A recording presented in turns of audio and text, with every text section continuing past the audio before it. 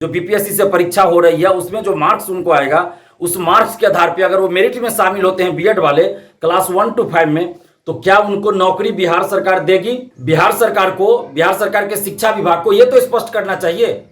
ये क्या मतलब हुआ कि आप परीक्षा ले रहे हैं लेकिन इस बात की गारंटी नहीं दे रहे हैं कि आप उनको नौकरी दीजिएगा अगर वो मेरिट में आ जाते हैं तो भी?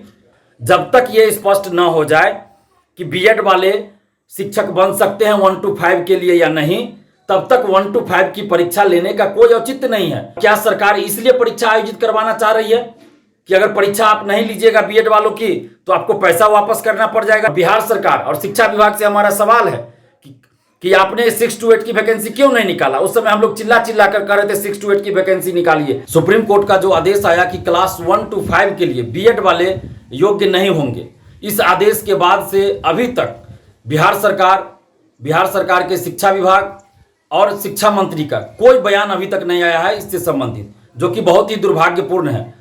लाखों परीक्षार्थी जो बीएड वाले हैं असमंजस की स्थिति में हैं कि उनके साथ क्या होगा। बीपीएससी ने एक आंकड़ा बताया 3,90,000 के आसपास है, लगभग 4 लाख हुआ, तो ये 4 लाख अभ्यर्थी परेशान हैं और कोई भी इस पे बयान देने को तैयार नहीं है, परीक्षार्थियों के दुख दर्द को समझने को तैयार नहीं है।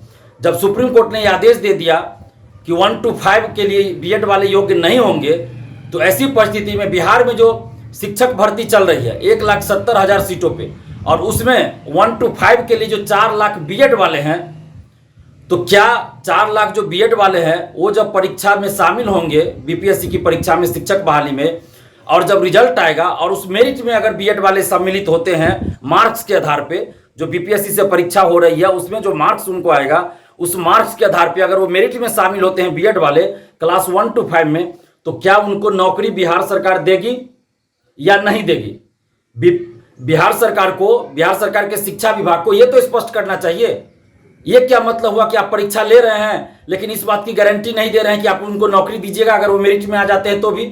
तो फिर उनके परीक्षा लेने का क्या मतलब? तो बीएड वालों की परीक्षा आप क्यों ले रहे हैं? आप पहले ही स्थिति स्पष्ट कर दीजिए ना। जब तक ये स्पष्ट न हो जाए कि बीएड वाले शिक्षक बन सकते हैं 1 to 5 के लिए या नहीं, तब तक 1 to 5 की परीक्षा लेने का कोई औचित्य नहीं है। 1 to 5 की परीक्षा को तत्काल स्थगित कर दिया जाना चाहिए। बाकी 9, 10, 11, 12 की परीक्षा लीजिए, जैसे उसका शेड्यूल जारी है वैसे लीजिए, जैसे उसका कार्यक्रम है वैसे आप लीजिए। लेकिन 1 to 5 के लिए जब तक सरकार ये स्थिति स्पष्ट न कर दे कि बीएड वालों जो 1 to 5 में भरे हैं फॉर्म, जो 4 लाख लगभग संख्या है, उनको हम नौकरी देंगे या नहीं अगर मेरिट में वो आते हैं तो जब तक यह स्थिति स्पष्ट नहीं हो जाती है तब तक 1 to 5 की परीक्षा को रोक देना चाहिए।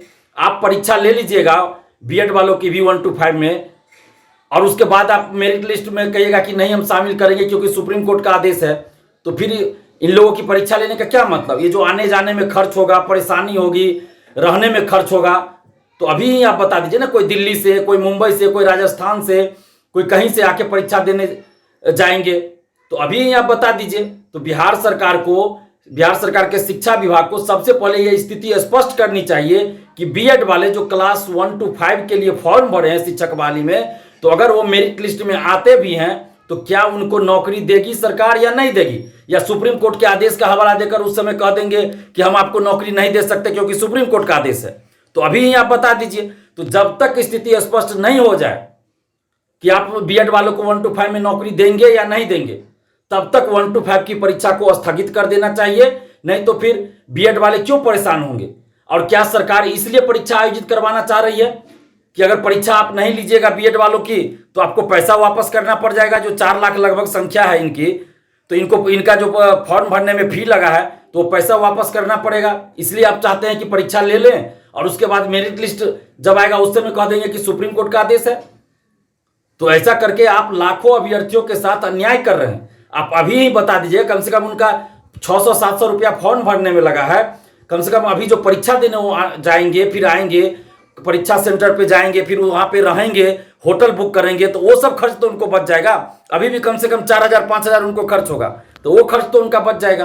तो अभी ही शिक्षा विभाग और बिहार सरकार ये स्पष्ट कर दें कि आप बीएड वाले को क्लास 1 to 5 में अगर वो सिलेक्ट होते हैं, मेरिट में आते हैं, तो उनको नौकरी दीजिएगा या नहीं दीजिएगा, ये स्थिति स्पष्ट की जानी चाहिए। और बिहार सरकार और शिक्षा विभाग से हमारा सवाल है कि आपने 6 to 8 की वैकेंसी क्यों नहीं निकाला। उस समय हम लोग चिल्ला चिल्ला कर कह रहे थे 6 to 8 की वैकेंसी निकालिए। अभी भी आप 6 to 8 की वैकेंसी अगर निकाल देते हैं तो जो बीएड वाले क्लास 1 to 5 में फॉर्म भरे हैं, अगर वो सीटेट पास होंगे, पेपर 2 पास होंगे, तो उनको मौका मिल जाएगा, वो 6 to 8 के लिए फॉर्म भर सकते हैं।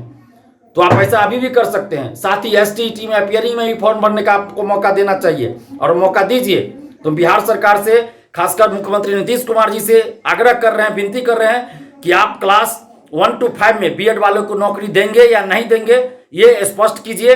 उसके बाद ही आप क्लास 1 to 5 की परीक्षा लीजिए। अन्यथा जो 4 लाख संख्या है बीएड वालों की, उनके साथ बहुत बड़ा अन्याय तो हो ही रहा है, आगे और भी अन्याय होता जाएगा। लाइव बिहार यूट्यूब पर सब्सक्राइब और फेसबुक पर लाइक जरूर करें।